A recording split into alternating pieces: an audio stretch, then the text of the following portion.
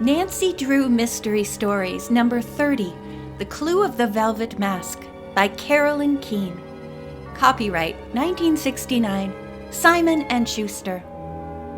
Chapter 1, Suspicious Masquerader. "You look lovely, Nancy, and very mysterious," said Hannah Gruen, housekeeper for the Drew family, as she smiled fondly at the slender, Titian-haired girl.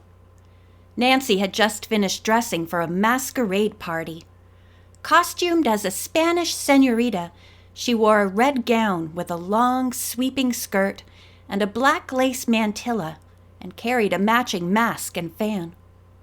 She was glancing at herself in a mirror when her father, tall, handsome Carson Drew, a criminal lawyer, walked into the living room. "Bewitching!" he exclaimed. "And don't let any of the party thieves ruin your evening." Nancy's blue eyes peered at him eagerly. "Dad, tell me what you mean." "All right. The police are looking for a gang who rob homes while a party is going on.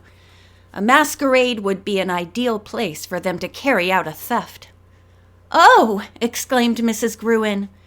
"It sounds dangerous." "Now, Hannah, don't worry," Nancy said, giving the woman an affectionate hug. Nancy's mother had died when she was a little girl, and the housekeeper had lived with the Drews ever since.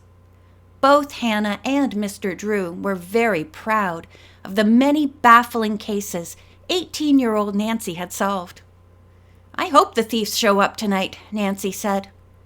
Dropping the fan and mask into her father's hands, she put on gold hoop earrings. "Ah, now you're really a siren," Mr. Drew teased. "By the way, where is Ned? He'd better get here soon, or you'll both be late." Ned Nickerson, a college student who dated Nancy, was to take her to the party at the Hendricks estate in River Heights. Gloria Hendrick had been one of Nancy's school friends. As Nancy glanced anxiously at the clock, the doorbell rang. "There he is now," she exclaimed, and ran to open the door. She greeted the attractive football player with a sweeping curtsy. "Wow!" he exclaimed, with a quick intake of breath. "You look terrific, Nancy. What a get-up! I'm sorry I'm late. I had to drive Dad and Mother to the theater. I wish they could have seen you first." "Never mind the compliments," Nancy laughed, pulling Ned into the living room. "I have a costume for you. Please change quickly." "Not so fast. Do I have to go in fancy clothes?" "Now, Ned, you promised. Besides, you'll like the outfit. Linda Seeley selected it personally." "Who's Linda?" Ned demanded suspiciously. "We used to go to school together. She now works at the Leitner Entertainment Company." Nancy produced a large cardboard box, opened it, and removed an 18th century Spanish grandee's costume. "Isn't it marvelous, Ned? A plumed hat and high-heeled boots. A white neck ruff, too, and lace cuffs." Ned gave an indignant snort. "You expect me to wear that?" "You'll make such a distinguished-looking escort," Nancy coaxed. "Please, Ned." "Oh, all right." Ned acquiesced with a grin. He went to the upstairs guest room and 10 minutes later appeared on the stairway landing. Assuming a theatrical pose, he asked, "How do I look?" "Cool," Nancy replied. Self-conscious, Ned came down the stairs to help Nancy with her cloak. Mr. Drew walked with them to the young man's car. "If Nancy involves you in a mystery, Ned, be careful of those rented clothes," the lawyer said jokingly. "Ned, Dad says we should keep our eyes open at the party." "What's up?" Ned asked. "If you've been reading the papers, you may know that thieves are suspected of sneaking into parties given by wealthy people living in the River Heights area. Thousands of dollars in gems and other valuables have been stolen." "You think they may show up at Gloria's party?" Ned asked. Mr. Drew shrugged. "I'm advising you and Nancy to be on the alert. The ringleader must be an unusually cunning crook," the lawyer went on. "He and his gang have been eluding the police for months."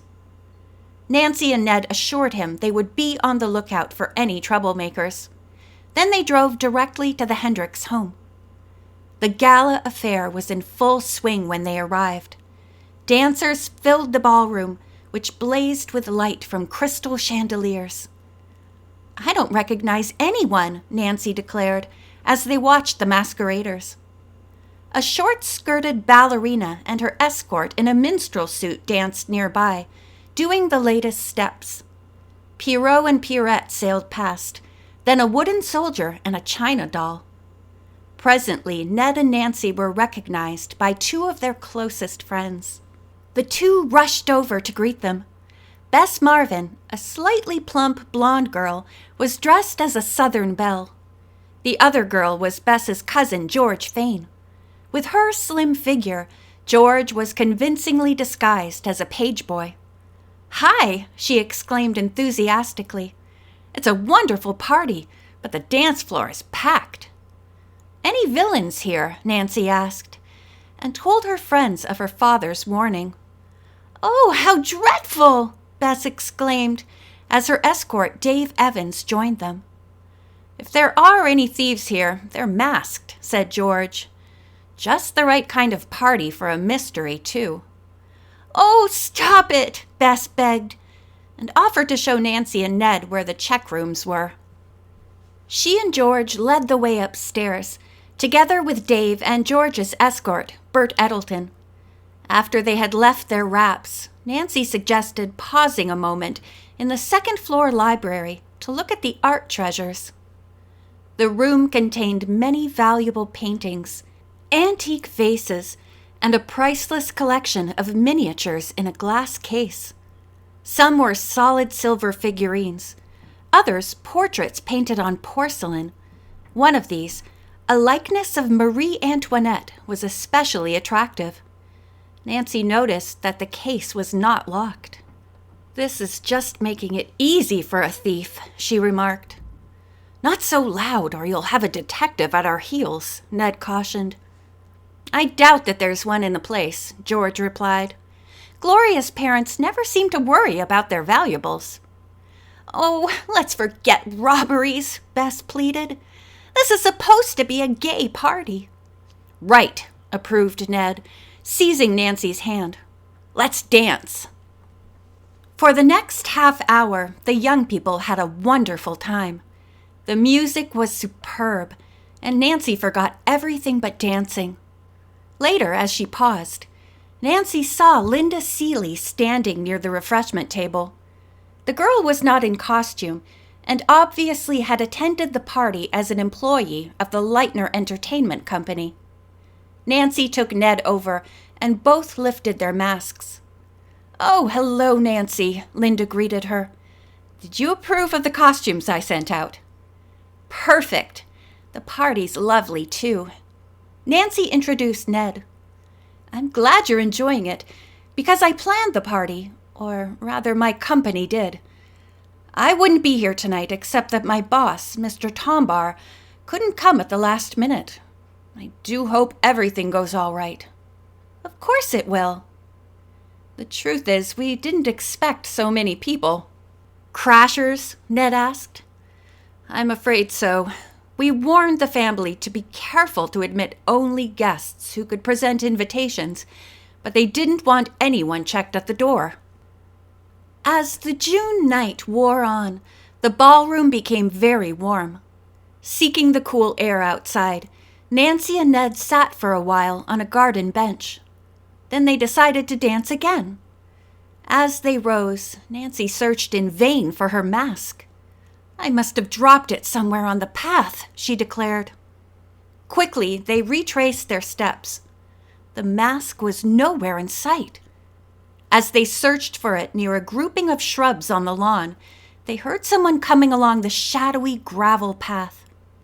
A tall man dressed in a flowing black cloak appeared. Since his back was turned to them, he did not notice the couple. The man, who was unmasked, paused to examine a rose trellis, which extended from the ground to the second story of the house. He put his left foot on it and reached up with his right arm. "What's he up to?" Ned muttered. The masquerader must have heard the question, for he stepped down quickly. Even then, Ned and Nancy did not see his face. Abruptly, the man turned and hastened back into the house. "Ned, do you suppose he intended to climb the trellis to the library?" Nancy asked. "It would make a handy ladder." Ned strode over to inspect it.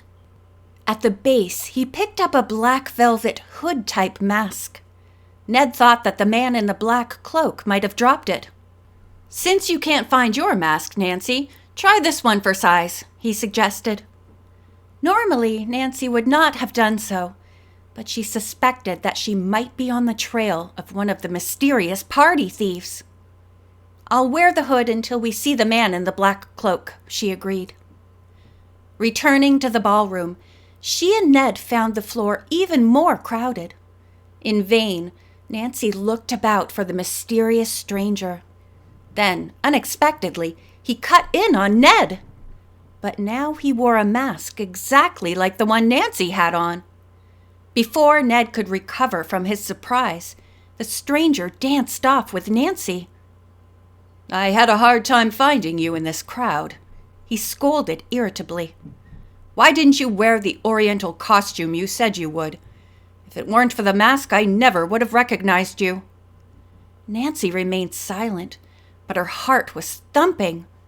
Someone in an Oriental costume must have dropped the mask she was wearing. "You nearly wrecked our plan, stupid," the man went on. "Can't you learn to obey orders?" The dancer in the black cloak saw Ned approaching to reclaim his partner. "Here comes that pest again," he muttered. "Get rid of him as soon as you can." A moment before Ned tapped him on the shoulder, the man thrust a note into Nancy's hand. She managed to hide her astonishment as they danced away. But once beyond the man's view, Nancy paused beside a cluster of palms. Tersely, she explained to Ned what had happened. "I'm sure that man is one of the party thieves. He mistook me for someone who works with him." She unfolded the message and read it in an undertone. "Eastport Trellis Company offers second-hand window sash on cash terms. In case of rain, every cloud has a silver lining." "It must be a hoax, Nancy." "I don't think so," she replied soberly. "No, Ned, this message is in code. We must decipher it." End of Chapter 1.